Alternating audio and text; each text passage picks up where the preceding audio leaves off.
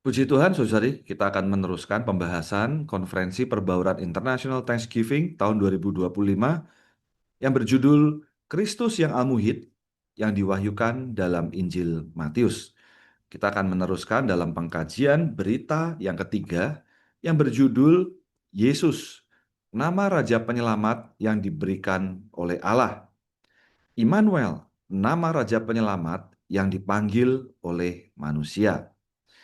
Saudara-saudari, dari judul berita ketiga ini, kiranya kita berfokus kepada dua nama ini yang adalah mengacu kepada satu persona, yaitu adalah Raja Penyelamat. Dua nama ini adalah Yesus dan Immanuel. Mari kita lanjutkan di dalam judul dan ayat penting dalam berita ini. Bagian yang pertama adalah nama Yesus. Dari Matius pasal 1 ayat 21 dikatakan, dan dia akan melahirkan seorang anak lelaki dan hendaklah kamu menamainya Yesus.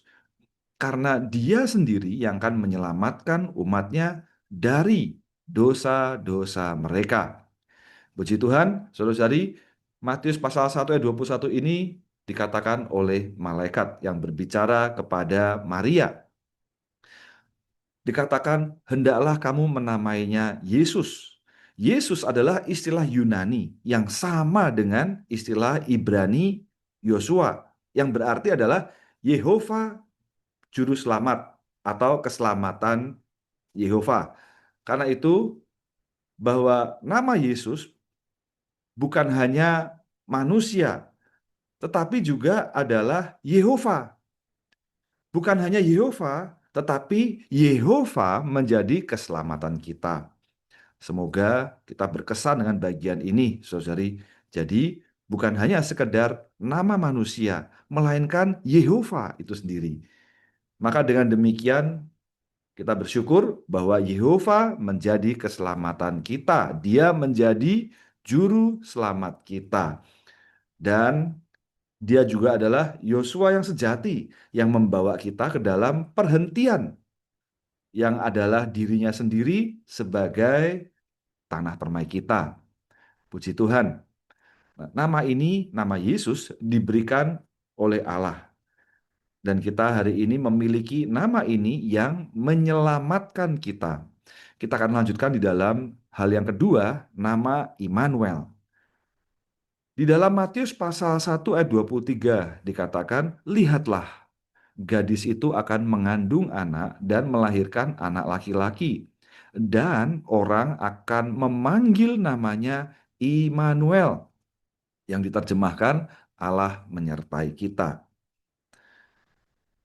Immanuel adalah Allah yang menyertai kita. Ini adalah nama pemberian manusia kepada persona ini.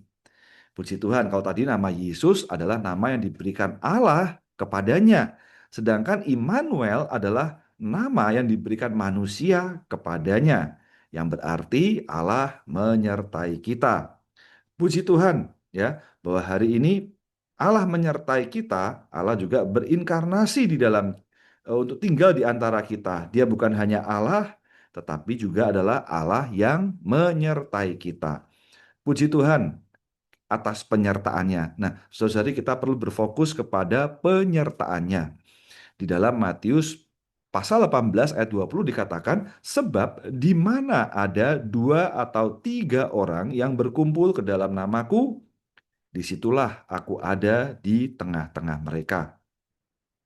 Dan di dalam Matius pasal 28 ayat 20 dikatakan, ajarlah mereka menaati semua yang telah aku perintahkan kepadamu.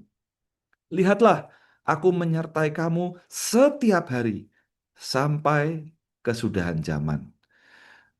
Saudara-saudari, dari 3 ayat penting ini mengenai Immanuel, kita dapat melihat pada saat Yesus dilahirkan kembali, dia disebut diberi nama oleh manusia adalah Immanuel, yang berarti Allah menyertai kita.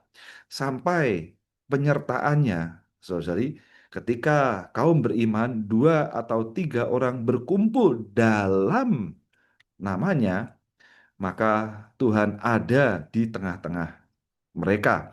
Inilah penyertaan Tuhan. Bahkan penyertaannya setiap hari, sampai kesudahan zaman. Puji Tuhan, tidak hanya secara lahiriah Tuhan kita menyertai manusia, tetapi setelah kematian dan kebangkitannya, Dia senantiasa menyertai kita. Bahkan setiap hari Dia menyertai kita sampai kesudahan zaman.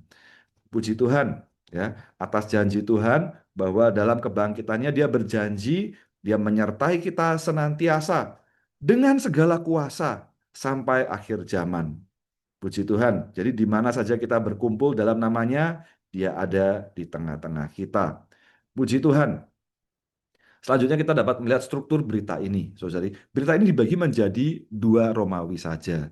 Romawi yang pertama membahas nama Yesus ya. Yesus adalah nama yang diberikan oleh Allah. Kapital A sampai dengan C membahas mengenai makna nama Yesus, mencakup juru selamat, keselamatan, Yehova, dan Yosua. Dan kapital D sampai H membahas mengenai pengalaman akan nama Yesus, mengenai personanya, bahwa nama di atas segala nama, dan kita perlu berseru, ya, menyeru namanya. Dan musuhnya, Satan, membenci namanya. Tetapi kita mengasihi dia, kita tidak menyangkal namanya. Puji Tuhan. Dan kemudian Romawi yang kedua membahas mengenai Immanuel.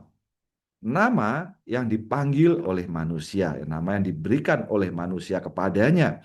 Dan di dalam kapital A sampai dengan C membahas mengenai wahyu akan Immanuel. Ya, kata Immanuel itu membahas mengenai dipanggil oleh manusia, ya, Immanuel pemberian nama oleh manusia, mencakup inkarnasi dan kealmuitannya. Dan kapital D sampai G membahas pengalaman akan Immanuel. Pengalaman akan penyertaannya, hidup bersama, pergi bersama, dan sampai rampung sempurna. Puji Tuhan, saudari. Selanjutnya adalah struktur pembacaan harian.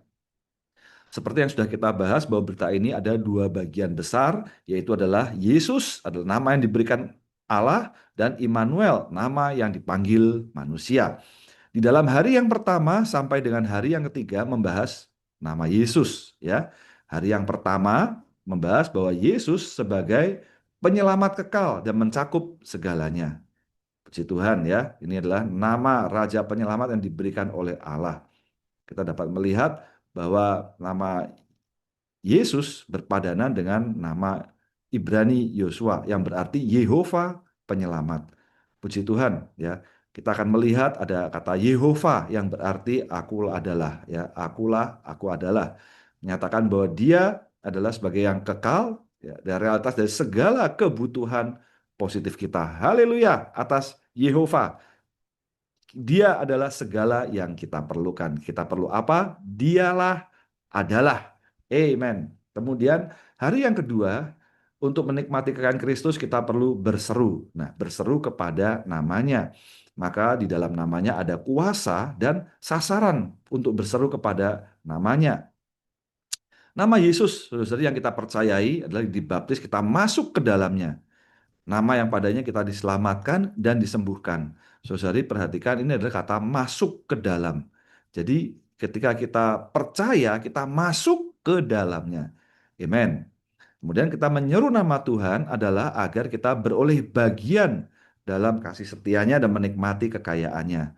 Berbagian dalam apa adanya Dia melalui menyeru nama Tuhan. Menikmati kekayaannya melalui menyeru nama Tuhan. Dan kemudian di dalam hari yang ketiga membahas mengenai berseru dalam kehidupan gereja. Amen. Semoga dalam kehidupan gereja kita banyak saudara-saudari yang berseru kepada nama Tuhan, ya, dalam berdoa, berhimpun dan kita bersaksi dalam nama Yesus.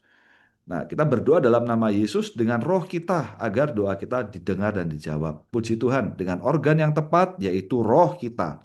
Ya, gereja yang dipulihkan dipuji karena tidak menyangkal namanya, tidak menangkal nama Yesus dan melepaskan semua nama lain di luar Kristus. Kemudian hari yang keempat sampai dengan hari yang keenam kita akan membahas mengenai Immanuel. Dia adalah nama yang dipanggil manusia.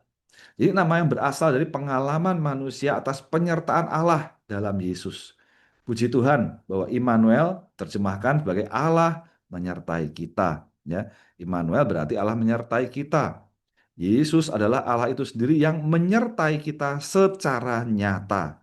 Puji Tuhan bahwa penyertaannya tersedia setiap hari secara khusus dalam roh kita melalui rohnya. Puji Tuhan atas roh perbauran di dalam kita, rohnya di dalam roh kita, agar melalui roh perbauran ini kita menikmati penyertaan Yesus setiap hari secara khusus. Amen. Kemudian di dalam hari yang kelima, saudari, ini menuntut kesadaran batiniah kita ya akan penyertaannya, kehadirannya setiap saat kita hidup bersama Kristus ya sebagai Immanuel. Saudara-saudari, Anda dan saya tidak sendirian. Kita beserta dengan Dia karena Dialah Immanuel. Immanuel yang praktis adalah roh realitas dari sebagai kehadiran Allah Tritunggal di dalam roh kita.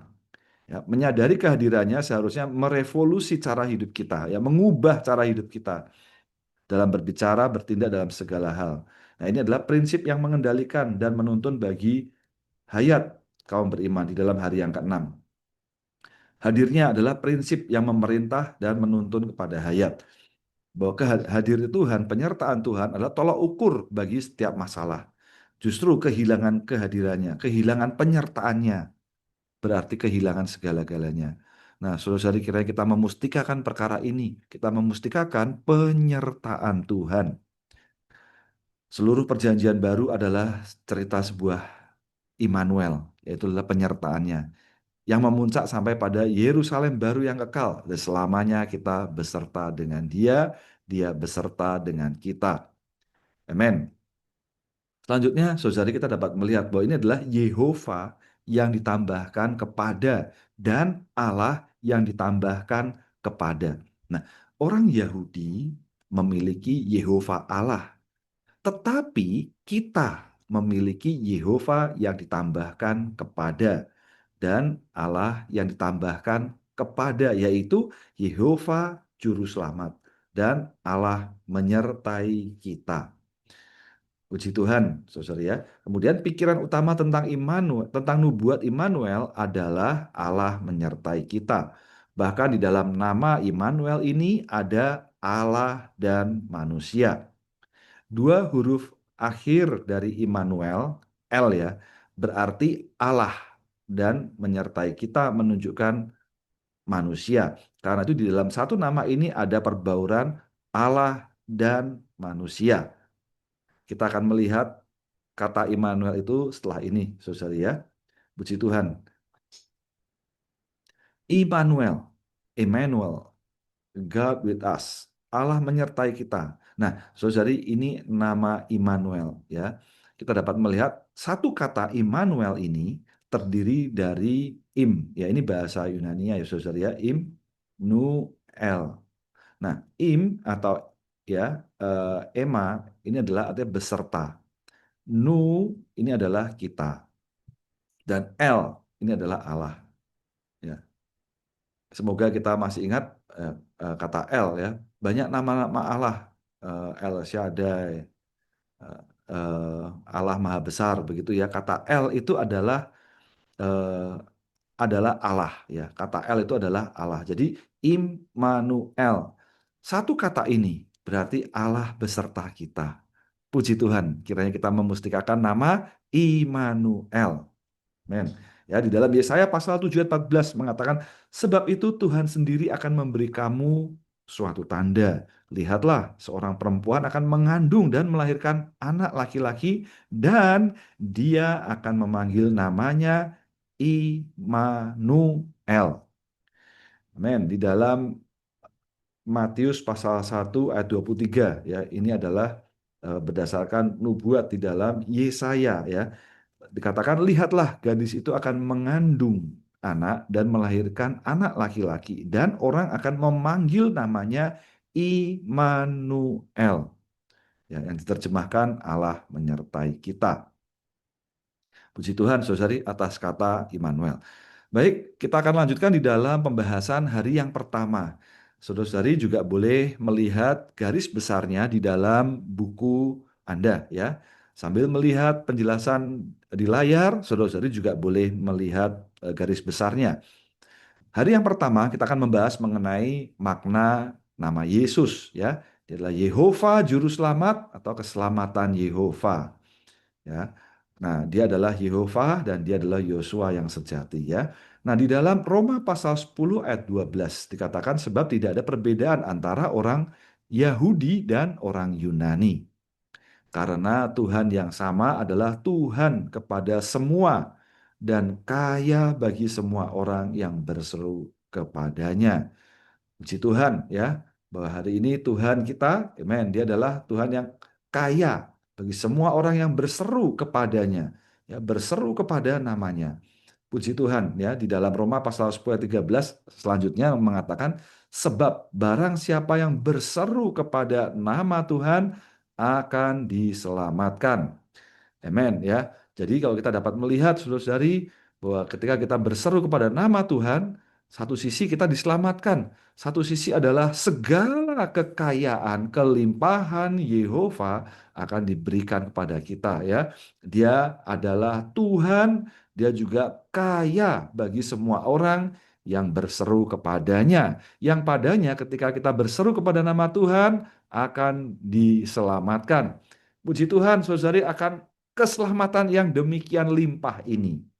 Jadi, saudari di dalam nama Yesus, amen ya, di dalam nama Yesus adalah nama Yunani sama dengan nama Ibrani Yosua ya. Berarti Yosua juru selamat atau keselamatan Yehova.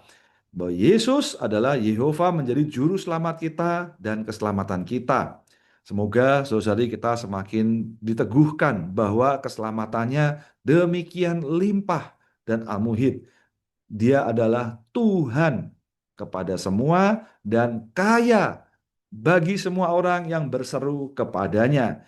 Yang padanya kita juga diselamatkan karena berseru kepada nama Tuhan. Kemudian saudara kita dapat melihat mengenai nama Yehova. Dalam Keluaran 3:14 katakan Allah berfirman kepada Musa, "Akulah, aku adalah." Dan dia berfirman, "Beginilah engkau harus berkata kepada Bani Israel itu, Aku adalah telah mengutus aku kepadamu." Ibrani pasal 11 ayat 6 mengatakan siapa yang datang ke hadapan Allah harus mempercayai bahwa Allah adalah. Dan dia memberi pahala kepada orang yang mencari sampai menemukan dia. Puji Tuhan ya, bahwa nama Yesus mencakup nama Yehova. Yehova berarti akulah, aku adalah. Ini menunjukkan bahwa Yehova adalah dia yang swada, kekal ada. Dia yang dahulu dan yang sekarang dan yang akan datang. Jadi saudari bahwa Yehova, akulah, aku adalah. Ya, ini adalah nama Yehova. Akulah, aku adalah. Maka dia adalah apa yang kita perlukan. Puji Tuhan, dia adalah sang adalah. Amen. Nama Yosua di dalam Ibrani pasal 4 ayat 8 dikatakan, sebab jika Yosua telah membawa mereka masuk ke tempat perhentian, setelah itu tentu Allah tidak akan berbicara tentang hari lain. Amen. Ayat 11, Matius pasal 11 ayat 28, datanglah kepadaku semua yang berjerih lelah dan berbeban berat, aku akan memberi perhentian kepadamu. Nah, saudara-saudari, kalau kita dapat melihat apa yang dilakukan Yosua adalah membawa Bani Israel, ya, umat Israel masuk ke tempat perhentian. Di sana boleh mengalami segala kekayaan dan kelimpahan dari tempat perhentian itu. Nah, inilah Yosua kerjakan bagi bangsa Israel. Dan hari ini, Matius pasal 11 ayat 28, Tuhan Yesus berbicara kepada kita. Datanglah kepadaku semua yang berjerih lelah dan berbeban berat, dan aku akan memberi perhentian kepadamu. Ya, Yosua membawa kepada tempat perhentian, dan hari ini Yesus berkata, datanglah kepadaku. Maka tempat perhentian yang sejati adalah di dalam diri Yesus. Maka Yesus adalah Yosua yang sejati, yang padanya kita mendapat tempat perhentian. Ya, Dia memberi kita perhentian dan kita mendapatkan perhentian. Dialah Yosua yang sejati. Bahwa Yesus adalah Yosua kita, dia membawa kita ke dalam perhentian, dan perhentian ini adalah dirinya sendiri sebagai tanah permai bagi kita.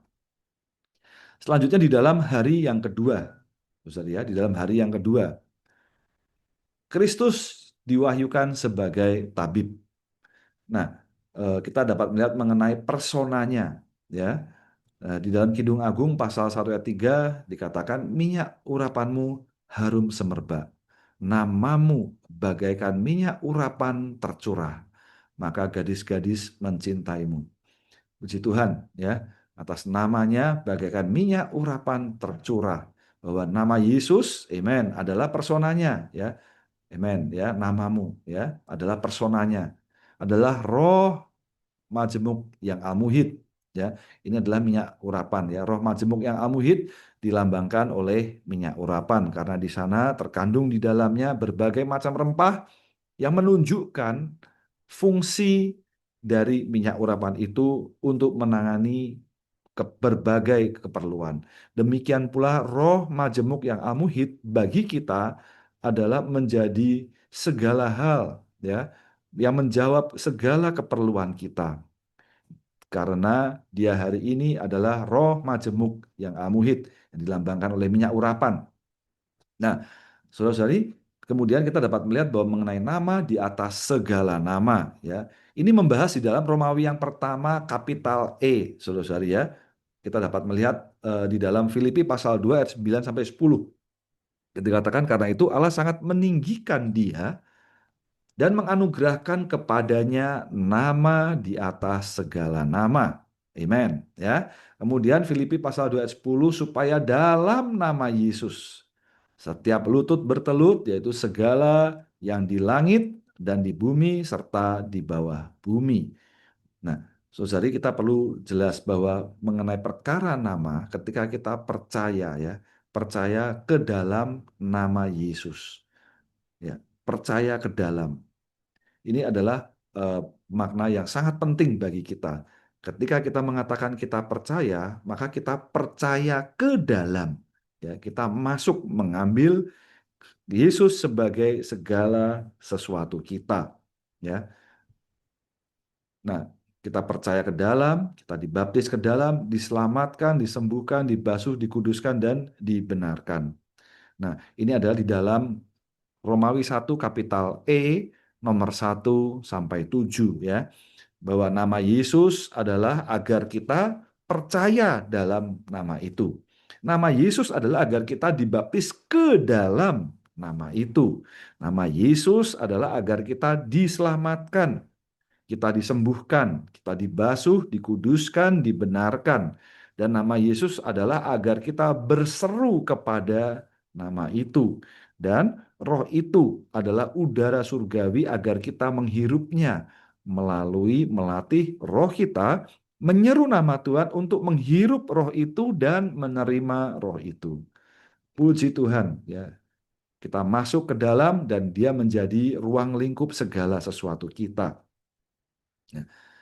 Oleh karena itu kita perlu berseru kepada nama Tuhan ya. Kita menyeru nama Tuhan. Roma 10 ayat 13 dikatakan, sebab siapa saja yang berseru kepada nama Tuhan akan diselamatkan.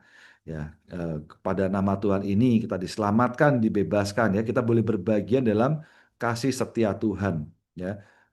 Berbagian dengan belas kasihan Tuhan, berbagian dengan keselamatannya, dan menerima roh itu. Kita minum minuman rohani, makan makanan rohani, dan menikmati kekayaan Tuhan. Puji Tuhan ya, kita perlu mengobarkan diri kita berdoa, berhimpun dalam nama itu, di aspek yang negatif untuk mengusir setan, dan berbicara dengan berani dalam nama itu. Oh, saudari, betapa nama ini ya, berseru pada nama Tuhan, sungguh segala kekayaan kelimpahannya bagi kita. Inilah tujuan menyeru nama Tuhan. Ya, amin. Selanjutnya, saudari, bahwa Satan membenci nama Yesus. Para pemenang tidak menyangkal namanya. Puji Tuhan. Kita akan melanjutkan di dalam garis besar kita, kapital G ya.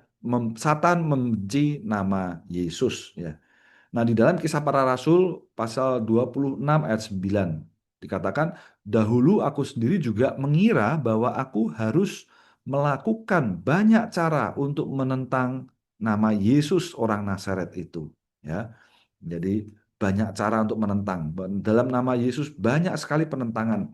Mengapa banyak sekali penentangan? Karena Satan membenci nama ini. Ya, di dalam Kisah Para Rasul pasal 5 ayat 40 sampai 41 dikatakan, dan mereka menerima nasihatnya. Mereka memanggil rasul-rasul itu lalu memukul mereka dan menyuruh mereka agar tidak berbicara berdasarkan nama Yesus. Kemudian melepaskan mereka. Rasul-rasul itu meninggalkan sidang mahkamah agama dengan gembira karena mereka diperhitungkan layak menderita penghinaan bagi nama ini. Nah, saudara-saudari, dari dua ayat ini kita dapat tahu bahwa nama Yesus adalah nama yang banyak orang menentang. Mengapa? Karena Satan membenci nama Yesus. Di sisi yang lain, saudara-saudari ya, bahwa penentangan ini membawa banyak kesulitan. Ya. Di sisi yang lain, rasul-rasul, para pengasih Tuhan, ya, mengasihi nama ini, ya, mereka rela menderita eh, karena nama ini, ya. Bahkan mereka diperhitungkan layak menderita penghinaan bagi nama ini. Oh, betapa nama ini nama yang dibenci oleh Satan, ya. Eh, jadi Satan memanfaatkan orang untuk menyerang nama Yesus, ya. Dan kaum agamawan menyerang nama Yesus, melarang kaum beriman memberitakan atau mengajar dalam nama itu. Dan para rasul saudara, bersuka cita ketika dianiaya, ketika mereka diperhitungkan layak menderita penghinaan bagi nama Yesus. Namun bagi para pemenang, dia tidak menyangkal namanya. Dalam Wahyu pasal 38 katakan, aku tahu pekerjaan-pekerjaanmu, karena kamu mempunyai sedikit kekuatan dan telah menaati firmanku, serta tidak menyangkal namaku. Puji Tuhan, saudari ya, bagi para pemenang, khususnya di gereja di Philadelphia, dia tidak menyangkal nama Tuhan. Nama Tuhan adalah sebuah nama yang padanya kita membayar harga. Dan pembayaran harga ini bukan satu hal yang ringan, karena banyak disertai dengan kesulitan-kesulitan yang dihadapi karena nama ini. Dan saudara-saudari, puji Tuhan ya, akhirnya para pemenang tidak menyangkal namanya. Ya. Bahkan gereja yang dipulihkan meninggalkan semua nama lain selain nama Tuhan Yesus Kristus dan mutlak milik Tuhan. Dalam hidup gereja, saudara-saudari, harusnya hanya ada satu nama ini, yaitu nama Tuhan kita, Yesus Kristus. Amen. Selanjutnya, saudara, kita dapat melihat di dalam hari yang keempat. Wahyu akan Immanuel. Kita akan masuk kepada butir yang kedua mengenai Immanuel ya. Wahyu akan Immanuel. Immanuel dipanggil oleh manusia. Nah, Matius pasal 1 ayat 23 mengatakan, lihatlah gadis itu akan mengandung anak dan melahirkan anak laki-laki, dan orang akan memanggil namanya Immanuel, yang diterjemahkan Allah menyertai kita. Nah, bahwa Yesus adalah nama Raja Penyelamat yang diberikan oleh Allah, dan Immanuel adalah nama Raja Penyelamat yang dipanggil manusia. Ya, bahwa namanya adalah Yesus, tetapi orang-orang yang mengalami dia memanggilnya Immanuel. Saudari, bagian ini ada di dalam catatan kaki di dalam Matius pasal 1 ayat 23. Nah, kiranya kita memustikakan catatan kaki di dalam Alkitab versi pemulihan. Ya. Kemudian bahwa Injil Matius adalah kitab yang membicarakan Immanuel. Ya, di dalam pasal 28 ayat 20 dikatakan, lihatlah, aku menyertai kamu setiap hari sampai kesudahan zaman. Ya, dalam kebangkitannya, saudari, Tuhan sekali lagi menguatkan para murid bahwa Tuhan ya menyertai para murid setiap hari sampai kesudahan zaman. Dan hari ini kita pun juga mengalami penyertaan Tuhan. Jadi saudara-saudari, ketika kita sampai kepada Injil Matius adalah sebuah kitab yang membicarakan Immanuel, ya, bahwa Allah yang berinkarnasi dan menyertai kita. Jadi seluruh perjanjian baru sebenarnya adalah Immanuel, ya. Di dalam Wahyu pasal 21 ayat 3, ya, sampai dengan Wahyu pasal 21 dikatakan, aku mendengar suara yang nyaring dari tahta berkata, lihatlah, kemah Allah ada bersama manusia dan dia akan tinggal bersama mereka dan mereka akan menjadi umatnya dan Allah sendiri akan bersama mereka dan menjadi Allah mereka. Saudara-saudari, kalau kita dapat melihat di dalam Matius pasal 1, orang akan memanggil namanya Immanuel, ya. Namanya yang diberikan oleh manusia. Dan di akhir kitab Matius, saudari, dia tetap menyertai kita. Sampai di akhir Alkitab juga ada penyertaannya. Dia ada bersama, dia tinggal bersama, dan Allah sendiri akan bersama mereka. Amen. Ya, jadi saudari, bahwa Immanuel yang individu menjadi Immanuel yang korporat. Dari satu pribadi Immanuel akhirnya menjadi Immanuel yang korporat, ya. Allah bersama manusia dan dia tinggal bersama mereka dan mereka menjadi umatnya dan Allah sendiri akan bersama mereka. Jadi saudari, ya, ini sudah mulai korporat, mereka jamak, ya, saudari, ya. Jadi isi seluruh perjanjian baru adalah Immanuel dan semua kaum beriman dalam Kristus sebagai anggota-anggota Kristus adalah bagian dari Immanuel yang agung ini, Kristus yang korporat. Puji Tuhan, semoga kita melihat bagian ini, saudari, ya. Dari satu menjadi korporat. Penyertaannya jasmani sampai penyertaannya dalam kebangkitan, seterusnya sampai pada kesudahan zaman. Dan dia menyertai kita, ya, secara korporat dan dia menjadi Allah kita. Amin. Nah, Immanuel yang individu dan Immanuel yang korporat. Di dalam Matius pasal 1 ayat 23, Yesus adalah Immanuel yang individu. Dan dalam Matius pasal 28 ayat 20, gereja adalah Immanuel yang korporat. Nah, hari ini kita perlu memberitakan Injil kepada orang-orang, membaptis mereka ke dalam Allah Tritunggal, supaya mereka memiliki kesatuan misteri rohani dengan Dia. Gereja terdiri dari banyak orang yang dibaptis dan dibawa ke dalam kesatuan rohani dengan Allah Tritunggal. Gereja adalah perbauran keilahian dan keinsanian, Immanuel yang korporat. Amin. Mari kita lanjutkan di dalam hari yang kelima, membahas mengenai mengalami penyertaan dan hidup bersama Kristus sebagai Immanuel. Ya, di perkara Immanuel ini saudara adalah perkara yang real, ya. Penyertaannya sangat real di dalam kita. Yohanes 14 ayat 16 sampai 17 mengatakan, aku akan minta kepada Bapa dan dia akan memberi kamu penolong yang lain, supaya dia menyertai kamu selama-lamanya, yaitu roh realitas, sebab dia tinggal bersamamu dan akan tinggal di dalam kamu. Dan di dalam 2 Timotius pasal 4 ayat 22 mengatakan, Tuhan menyertai rohmu, anugerah menyertai kamu. Nah, saudari, Immanuel yang real adalah roh realitas, ya. Dia adalah penyertaan Allah Tritunggal yang telah rampung sempurna di dalam roh kita.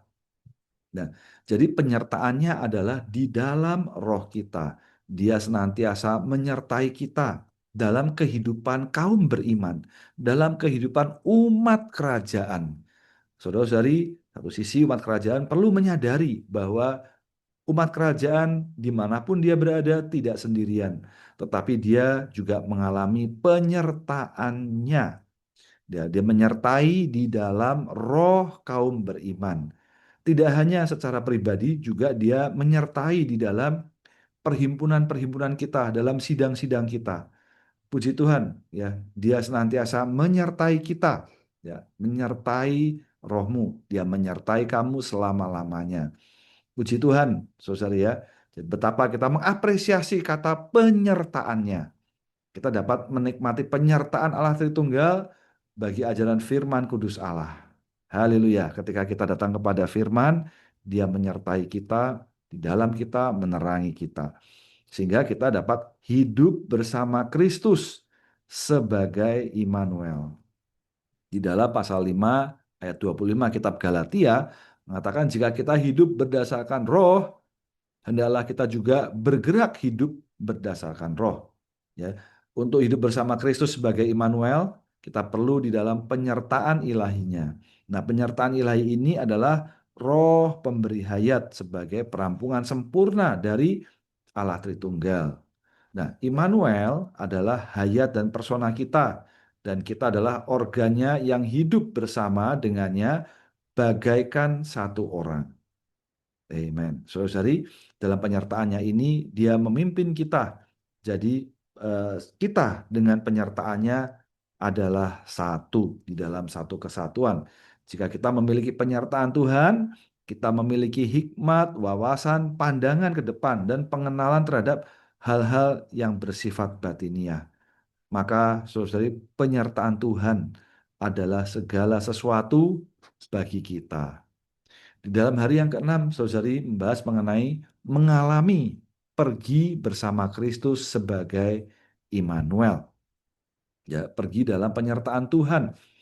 Dalam Keluaran 33 ayat 14 mengatakan Tuhan berfirman, penyertaanku akan pergi bersamamu dan aku akan memberi perhentian kepadamu. Keluaran pasal 33 ayat 15 ayat selanjutnya mengatakan Musa kepadanya, jika penyertaanmu tidak pergi bersama kami, jangan bawa kami pergi dari sini. Nah, saudari, bahwa penyertaan Allah itu adalah jalannya. Kalau kita tidak memiliki penyertaannya, kita tidak memiliki peta ya, yang menunjukkan jalan mana yang harus ditempuh. Jadi penyertaannya adalah peta ya, jalan agar kita tahu mana yang harus kita lalui ya. Kita perlu berpegang pada satu prinsip ini bahwa penyertaan Allah adalah pedoman bagi semua masalah. Ya, segala sesuatu dalam hidup kita bertumpu mengacu kepada penyertaan Allah. Bagaimana dengan penyertaan Allah? Nah, jika kita memiliki penyertaan Allah, kita memiliki segalanya. Tetapi jika kita kehilangan penyertaan Allah, kita kehilangan segalanya. Maka penyertaan Tuhan, senyum Tuhan adalah prinsip yang mendominasi. Kita perlu belajar menerima ya perlindungan, pengaturan, pengelolaan, bimbingan dari penyertaan Tuhan secara langsung dari tangan pertama Tuhan. Ya, tentunya saudari ini semua ada di dalam roh kita. Ketika kita kembali ke dalam roh, dia memimpin kita, saudari ya. Dia menyertai kita dan puji Tuhan, ini seharusnya menjadi prinsip yang mendominasi hidup kita. Kita memperhatikan penyertaannya. Dan perjanjian baru rampung pada Immanuel yang agung. Dalam Wahyu pasal 21:3 dikatakan, aku mendengar suara yang nyaring dari tahta berkata, lihatlah, kemah Allah ada bersama manusia dan dia akan tinggal bersama mereka dan mereka akan menjadi umatnya dan Allah sendiri akan bersama mereka dan menjadi Allah mereka. Puji Tuhan ya. Bahwa Yesaya 48 ayat 35 mengatakan nama kota itu ialah Yehova hadir di situ. Wah, saudari, ada nama kota ini ya. Yehova hadir di situ. Bahwa akhirnya, saudara-saudari ya, dari kita mengalami penyertaan Tuhan secara pribadi, akhirnya dia terus menyertai kita secara korporat. Dan kita boleh menjadi Immanuel yang korporat. Ya, dia bersama manusia, tinggal bersama, ya, dan Allah sendiri bersama dengan mereka menjadi malah mereka. Dan akhirnya di dalam penyertaannya, inilah perbaurannya. Ya, Allah menyertai manusia, manusia ke dalam Tuhan kita. Jadi, saudari, ini adalah perkara perbauran ya, Allah di dalam kita, kita di dalam Allah. Dan maka seluruh perjanjian baru adalah Immanuel. Nah, sekarang kita adalah bagian dari Immanuel yang agung. Nah, Immanuel ini rampung sempurna pada Yerusalem baru, di langit baru dan bumi baru sampai kekekalan. Itu Yehova hadir di situ. Nah, penyertaanku akan pergi bersamamu. Ya. Penyertaanku akan pergi bersamamu. Ini adalah pernyataan yang sangat unik. Ini berarti penyertaannya akan pergi dan tidak mengatakan bahwa dia akan pergi. Dia akan pergi satu hal, dan penyertaannya akan pergi adalah satu hal lain. Apakah Anda melihat perbedaannya? Saudara-saudari, seringkali Tuhan akan pergi bersama Anda, tetapi penyertaannya tidak pergi bersama Anda. Seringkali Tuhan benar-benar menolong Anda, tetapi Anda tahu pasti bahwa Dia tidak berkenan kepada Anda. Anda akan menerima pertolongannya, tetapi Anda akan kehilangan penyertaannya. Dia membawa Anda ke tujuan Anda, dan Dia juga memberkati Anda. Tetapi sepanjang perjalanan Anda tidak merasakan penyertaannya. Dia menyertai Anda, tetapi penyertaannya tidak pergi bersama Anda. Saudara-saudari, sekalipun dengan air mata di mata kita, kita harus mengatakan demikian setiap hari. Tuhan, tidak ada yang dapat memuaskan saya kecuali senyum penyertaan-Mu. Saya tidak menginginkan apapun selain senyum wajah-Mu yang mulia. Selama saya memiliki ini, saya tidak peduli jika langit runtuh atau bumi retak. Seluruh dunia boleh bangkit melawan saya, tetapi selama senyummu menyertai saya dapat memuji Engkau dan semuanya akan baik-baik saja. Tuhan berkata, penyertaanku akan pergi bersamamu. Oh, betapa berharganya. Penyertaan Tuhan, senyum Tuhan. Ini adalah prinsip yang mendominasi. Terakhir penutup, saudari, dapat kita simpulkan bahwa Immanuel yang individu menjadi Immanuel yang korporat. Dan ini menjadi hal yang real, ya. Dan akhirnya menjadi Immanuel yang agung dalam Yerusalem baru. Bahwa Immanuel yang individu menjadi Immanuel yang korporat. Kita mengalami Immanuel yang real dan rampung pada Immanuel yang agung. Puji Tuhan atas nama Yesus dan Immanuel. Amin.